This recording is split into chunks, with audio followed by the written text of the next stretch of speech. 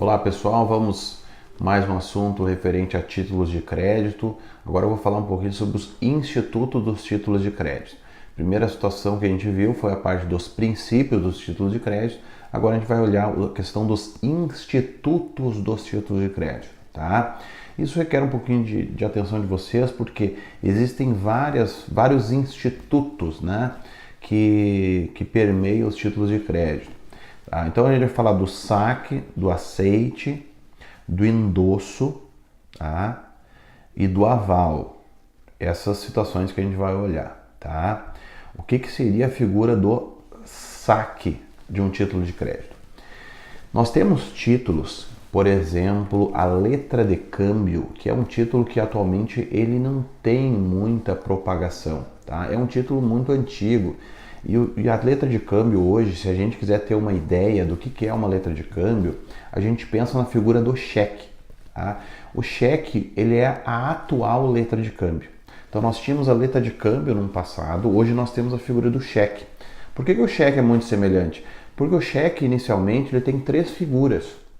Ele tem o emitente, né, que poderia ser o sacador, ele tem um beneficiário, tá, que seria o credor, chamado credor, e ele tem um sacado, que é a instituição financeira. Tá? Ou seja, nós temos uma tríade aqui, nós temos três figuras. Na letra de câmbio, nós também temos essas três figuras. Nós temos o sacador, o tomador beneficiário e o sacado. Então vejam, nós temos também as três figuras. Nós temos as três figuras no cheque, nós teremos as três figuras na letra de câmbio.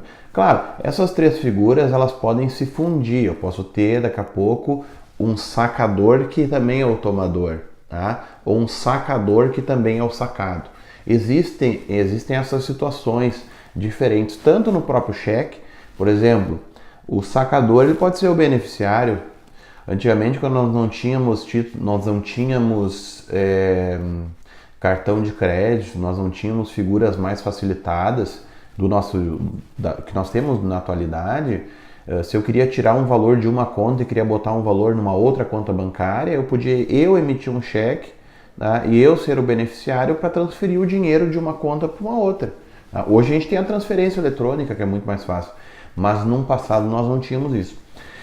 Então vejam, nós estamos aqui tratando a questão do saque.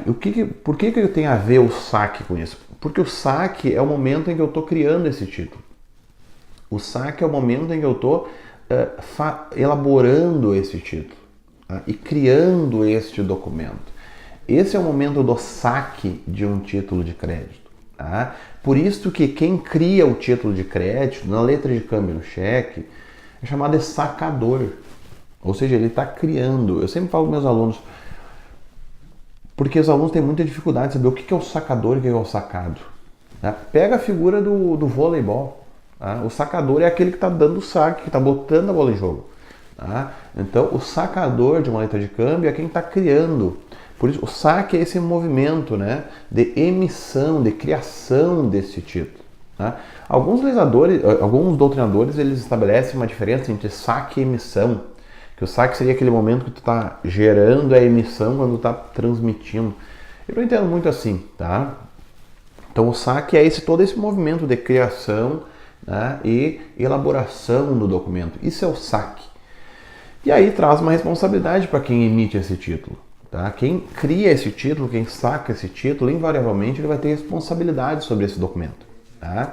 Então o sacador ele é um responsável pelo pagamento do título. Tá? Assim, é o mesmo caso do emitente do cheque, né? Quem emite o cheque, ele é o principal pagador desse cheque. Tá? Então essa é a figura do saque. O saque é essa geração do título. Tá? Segundo, nós temos uma figura chamada de aceite. O que é esse aceite? Tá? Existem alguns títulos que eles demandam aceite. Tá? E outros títulos que não têm aceite. Tá? Por exemplo, letra de câmbio tem aceite. Então, por exemplo, assim, eu crio uma letra de câmbio. E essa é assim, tá, mas por que eu vou criar uma letra de câmbio? A letra de câmbio ela era criada quando, para pagar uma dívida, eu aproveito um crédito. Essa é a figura básica da letra de câmbio. Então, por exemplo, assim, eu sou credor de A. Então, eu sou um credor do A mas eu estou devendo para B. Então, Marcelo é credor de um e deve para o outro. Marcelo é credor do A e deve para o B. O que eu poderia fazer? Eu sacaria uma letra de câmbio em que B fosse o beneficiário e o B iria apresentar para o A. Por quê? Porque eu sou credor do A, mas eu estou devendo para o B. Então eu aproveito um crédito que eu tenho para pagar uma dívida que eu possuo. Essa é a regra básica. Então eu pego a dívida, tá? Eu sou credor do A e devo para o B. Eu pego, elaboro, saco a letra de câmbio, dou a letra de câmbio para o B e o B vai cobrar do A. Se o A não prestar o aceite, e aí é que essa é a figura do aceite. O que é o aceite? O aceite é quando o sacado, tá, assina o título e diz que aceita pagar esse título. Então veja, a partir do momento que o A pagar o B, tá, eu estou cumprindo com a minha obrigação com o B e o A está cumprindo a obrigação que ele tem comigo. Por isso que a letra de câmbio ela tem essas três figuras. Eu pego uma dívida que eu tenho uma dívida com o B, mas eu tenho um crédito com o A. Porque A deve para mim e eu devo o B. Eu pego o título, elaboro esse título como uma forma de cumprir com a obrigação. Tá? Então o aceite é o ato pelo qual o sacado se vincula ao pagamento do título. Isso que é o aceite. A partir do momento que o sacado diz que paga o título, ele está aceitando pagar o título. E aí, se ele aceita pagar o título, ele se transforma em principal pagador do título. Tá? Aí vocês vão perguntar assim, tá, mas se ele não pagar? Bom, daí se ele não pagar, eu vou seguir o decreto 57.663, né, que é a Lei Uniforme de Genebra, e a Lei Uniforme de Genebra estabelece que, na hipótese de o sacado não pagar, o beneficiário pode protestar o título e aí cobrar também do sacador. Esse que estabelece o decreto 57.663. Tá? E também na Lei dos Duplicatas tem essa mesma figura, protesta e aí tu pode cobrar de quem elabora o título. Tá? Então essa é a figura do aceite. O aceite é o ato pelo qual o sacado vai aceitar o título, ok? Bom, uma terceira figura, o endosso. Que raio é o endosso? O que é o endosso? O endosso, minha gente, é o meio pelo qual eu vou transmitir o título. O endosso é a forma que eu vou encaminhar esse título para frente. O meio pelo qual eu vou encaminhar o título adiante. O meio pelo qual eu vou transmitir o título. Tá? Isso se chama endosso. No direito civil é cessão de crédito e aqui é endosso. Tá? Então é diferente do direito civil. No direito civil eu tenho um instrumento de cessão de crédito. Aqui eu tenho uma assinatura. O endosso é por uma assinatura. Então vamos pensar o seguinte, tem um cheque, tá? Tem um cheque.